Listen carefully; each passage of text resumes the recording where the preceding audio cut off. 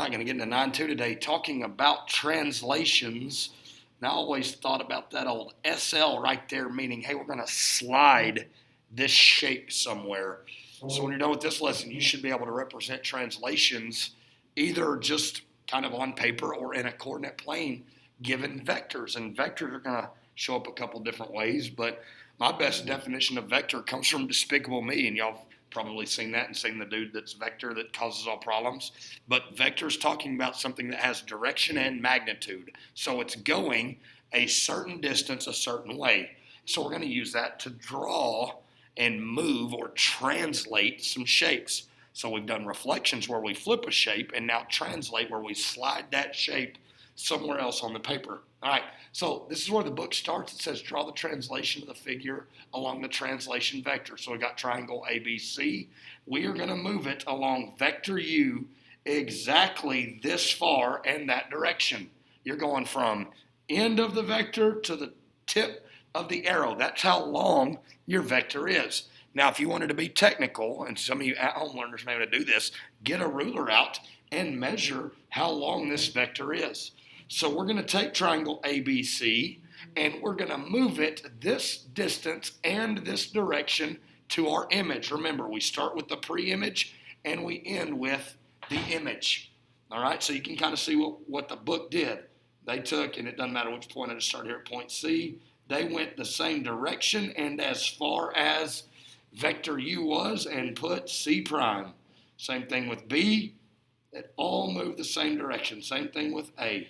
Moving vector U to that spot, there's your new one. When you draw these, it should look like a triangular prism. So remember, a prism's like, it's got your shapes on the end, and then it's like a swimming pool in there. So it's like a triangular prism. All right, jump down. Same thing. I did two of them. It comes across pretty quick. I've got this quadrilateral right there. I'm drawing it along vector R from there to there. That distance, that direction. Didn't do perfect. Probably could have taken V to V prime up just a little bit. Okay, maybe a little bit more climb to it, but you can tell how that plays out. Move every vertex of your shape this distance and that direction. If you want to be technical, get a ruler out, measure the vector. If you want to be real technical, you could see the degree angle that this is compared to horizontal, right, which is close. And then that's how much every point would come up off the horizontal plane. We're not going to get there. All right, looking at number 2, taking triangle JKL, that's my wife's initials, JKL, and moving it along vector M. So everything from JKL is going this distance and that far, from this tip to that tip.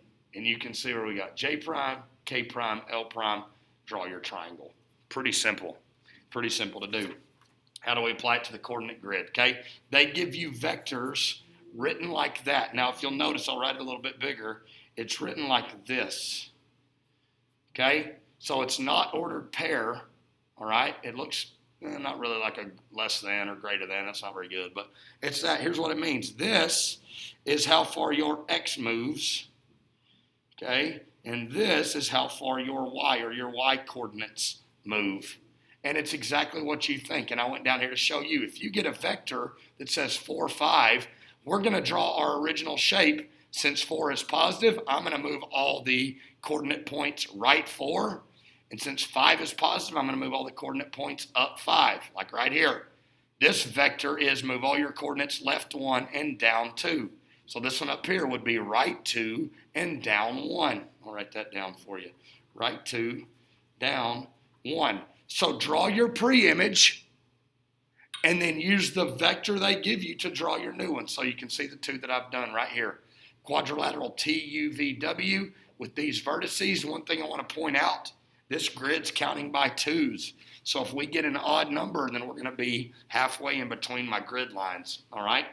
But I drew T. You can see my original down here, T, U, V, W. At these ordered pair. T was there, U was there, V was there, W was there. So that gets this first one down here on the bottom. And then we translate it or we slide it according to the vector, right 4, up 5. And each point on it, right 4, up 5, right 4, up 5, right 4, up 5, right 4, up 5. And drew the shape. Real simple to do.